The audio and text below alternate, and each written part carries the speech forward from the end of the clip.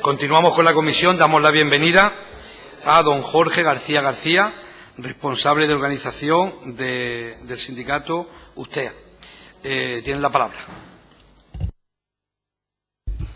Buenas tardes.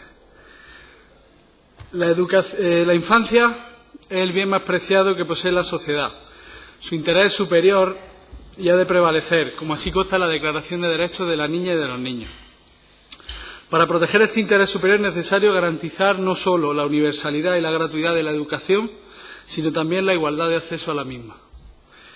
Usted considera que se deben hacer efectivas las normativas que aseguren la integración total del primer ciclo en el actual sistema educativo, como se recoge en la LOE, en su artículo 12, donde se reconoce la educación infantil como una etapa educativa con identidad propia que atiende a niños y niñas desde el nacimiento hasta los 6 años, y a nivel autonómico en la orden del 5 de agosto de 2008, por la que se desarrolla el currículo correspondiente a la educación infantil en Andalucía, en la que se afirma que la educación infantil constituye una etapa con carácter unitario y con identidad propia ordenada en 2 ciclos interrelacionados. En febrero de 2013, la propia Comisión Europea hizo una recomendación a los Estados sobre pobreza infantil llamada Invertir en los niños, romper el ciclo de las desventajas. Esta recomendación no establece obligaciones legales, pero es un instrumento fundamental para que todos los Estados miembros aborden la pobreza infantil adecuadamente desde las políticas públicas.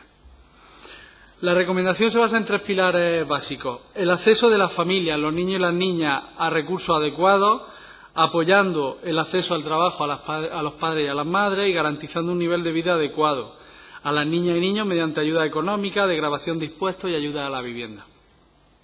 El acceso a servicios de calidad, promoviendo la atención desde la primera infancia, garantizando la igualdad de oportunidades en el sistema educativo, el acceso en condiciones a los sistemas de salud y a una vivienda y un entorno adecuado, y mejorando los sistemas de protección de la infancia.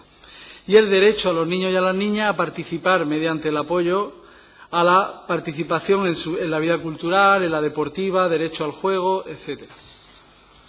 Más de 4 años después, la Red Europea de Política Social analizó el desarrollo de esta recomendación en los 35 países europeos y se sacó un informe detallado con los avances y los retrocesos que había habido en este sentido.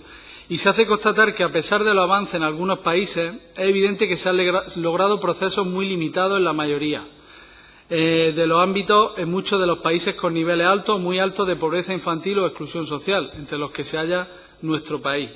Y, de hecho, algunos de ellos han debilitado su enfoque en varias áreas. Esto es especialmente preocupante dado el nivel alto y persistente de niños en riesgo y niñas en riesgo de pobreza o exclusión social en la Unión Europea y la gran divergencia entre países. Estos expertos recomiendan la implementación de la recomendación de la que hablaba antes y, sobre todo, abordando 4 áreas, que son desarrollar enfoques más globales, estratégicos y coordinados que tengan los derechos de los niños y las niñas entre sus políticas nacionales. Orientar mejor las políticas en los grupos de alto riesgo, como puede ser la población gitana o a los niños y niñas migrantes. Aumentar la accesibilidad y la calidad de los servicios de educación y atención en la primera infancia y abordar las desigualdades y los problemas de acceso en la escuela. Este informe también hablaba de la situación en nuestro país, de cómo se habían llevado a cabo. En particular, decía que era necesario realizar un importante esfuerzo de inversión desarrollando una generosa prestación social universal para todos los niños y todas las niñas.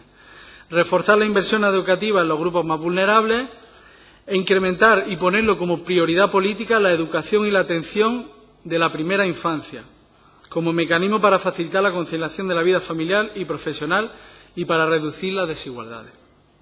Por todo ello, desde USTEA creemos que la proposición de ley motivo de esta comparecencia, cuyo asunto central compartimos plenamente, es una oportunidad para atajar las deficiencias que antes se señalaba y algunas otras que no aparecen en los informes y análisis de las instituciones europeas, pero que marcan la vida cotidiana de las niñas y de los niños.